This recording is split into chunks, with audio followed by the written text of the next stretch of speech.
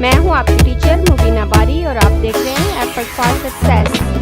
मज़ीद वीडियोस और अपडेट के लिए आप हमारी वेबसाइट विजिट कर सकते हैं। उसके अलावा आप हमें हमारे फेसबुक पेज पर भी फॉलो कर सकते हैं। पिछली क्लास में हमने देखा था कि हम लिंक कैसे क्रिएट करते हैं किसी दूसरे डॉक्यूमेंट के साथ या विद इन वन डॉक्यूमेंट। इस क्लास में हम देखेंगे कि अगर हमने इन लिंक को डिलीट करना है तो कैसे करेंगे, या जो बुकमार्क और जो हेडिंग हमने क्रिएट की थी अगर उनको डिलीट करना है तो कैसे करेंगे।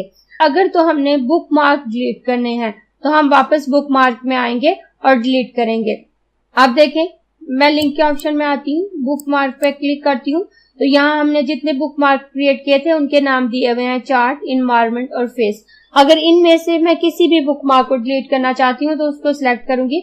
अगर मैं फेस को सिलेक्ट करूं और उसे डिलीट करूं तो हमारा बुकमार्क जो है वो डिलीट हो जाएगा और उसके बाद मैं इसे क्लोज कर दूंगी।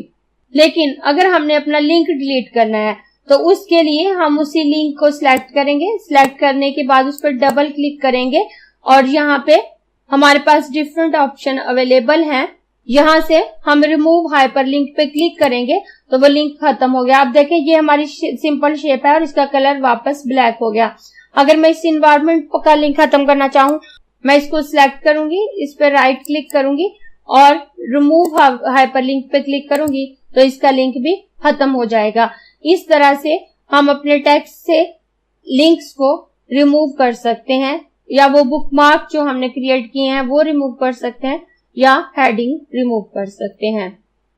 अगर आपको ये क्लास पसंद आई है तो लाइक कीजिए, अपने दोस्तों के साथ शेयर भी कीजिए ताकि वो भी सीख सकें। आप अपने क्वेश्चंस और व्यूज नीचे कमेंट बॉक्स में लिख सकते हैं। और अगर आपने चैनल सब्सक्राइब नहीं किया तो प्लीज सब्सक्राइब कीजिए ताकि आपको आने वाली वीडियोस का नोटिफिकेशन फौरन से मिल सके।